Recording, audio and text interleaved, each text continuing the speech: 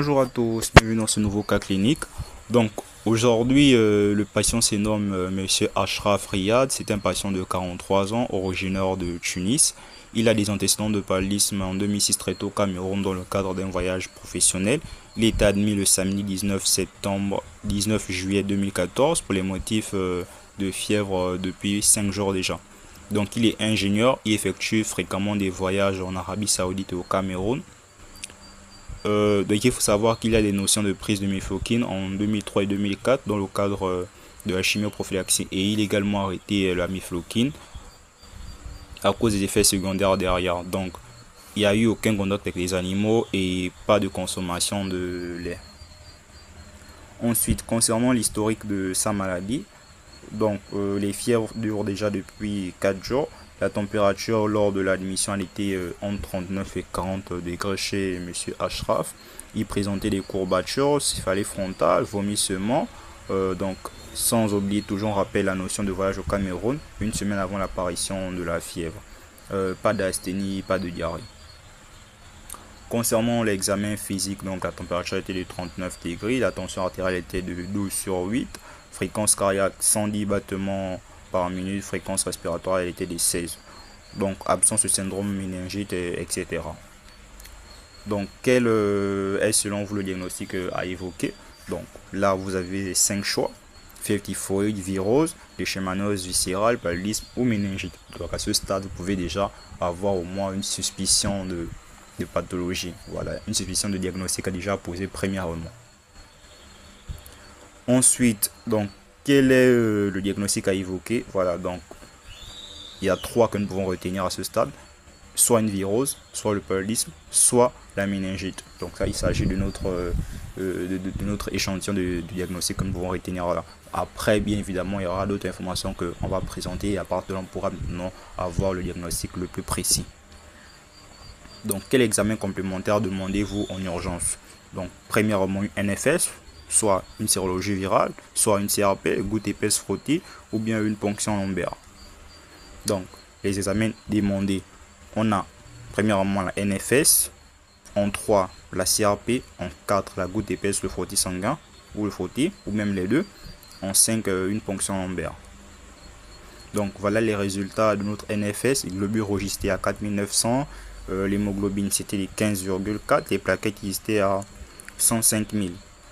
Donc azathalat, donc les transaminases étaient de 85/60. Voilà, vous avez le taux. Vous pouvez mettre pause pour prendre le temps de bien lire les résultats des examens. La goutte épaisse, le frottis sanguin se sont avérées négatives. Donc ça c'est une information très importante, mais il ne faut pas uniquement se baser dessus. Les urines étaient foncées 4 heures après. Et concernant les urines, on a retrouvé une hémoglobinurie. Donc quel est le diagnostic le plus probable? Quand on repose encore la question, et là nous tombons sur le paludisme. Donc le diagnostic le plus probable, nous avons dit le paludisme. Donc il faut savoir que devant la notion d'un retour d'un voyage dans un pays endémique où le paludisme, voilà, est endémique, en l'occurrence au Cameroun.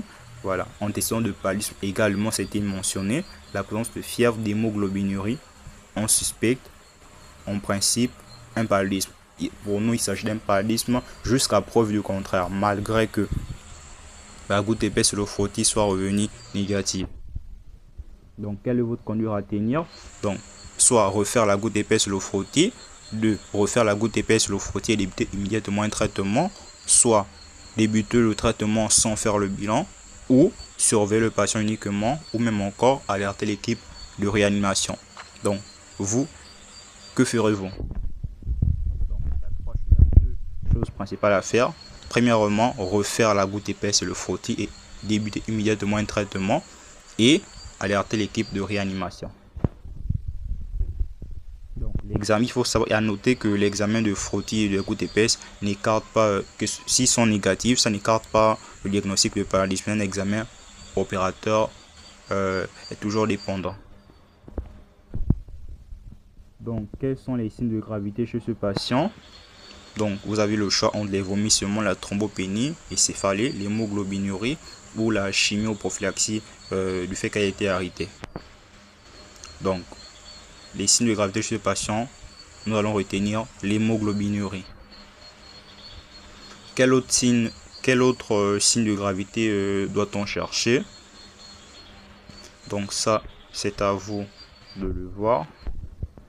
Ensuite, les critères, on va rappeler quelques critères du paludisme grave. Donc je vais vous afficher la diapo sur l'écran, vous pourrez la consulter, mettre pause et bien la consulter également ici. Donc ce sont les données de l'OMS, les données qui datent de 2000. Je n'ai pas des données plus récentes, je les ai, mais sur mon PC, cette vidéo je l'ai fait sur mon téléphone parce que mon PCI s'est gaspillé, donc vraiment désolé.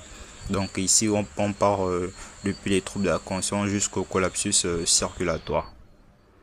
Pour la diapo suivante, c'est également les mêmes choses. Vous allez prendre le temps de mettre pause. Je suppose que tout ça sont les choses que vous connaissez déjà. Voilà, mais il serait juste bon de nous rappeler certaines choses. Voilà. Il faut savoir également que nous, par exemple, nous sommes dans un pays endémique. Moi, je fais cette vidéo, je suis au Gabon, donc je fais partie des pays où le paludisme est endémique. Donc chez nous, ce sont les choses que nous devons, voilà, nous sommes en maîtrise facilement. Donc ce sont les cas qu'on prend en charge tous les jours et même en ambulatoire, en pharmacie, pas que dans les hôpitaux. Voilà. Mais pour les pays voilà, occidentaux ou bien d'autres pays africains où le paludisme n'est pas endémique, ces personnes doivent faire beaucoup plus d'efforts pour être à jour de certaines de ces connaissances. Donc, quelle molécule prescrivez-vous? Donc, voilà, on arrive au dernier diapo. Donc, la molécule à prescrire dans le cadre d'un traitement, vous avez 5 propositions. Donc, l'association Atavacon Proguanil, voilà, ou bien la quinine toutes les 8 heures en injection plus une dose de charge, ou la quinine, voilà, en IV toutes les 8 heures, ou l'artésunate en injection, et enfin le dernier artéméter, le méfentrine. Donc ça c'est prise orale. Donc les bons traitements institués, donc nous avons le numéro 2 et le numéro 4. Donc la quinine 8 mg par kilo par jour toutes les 8 heures en injection plus une dose de charge, et l'artésunate en injection également. Donc ici on nous indique que le patient a reçu la quinine en injection. Quels sont les éléments de surveillance sous traitement?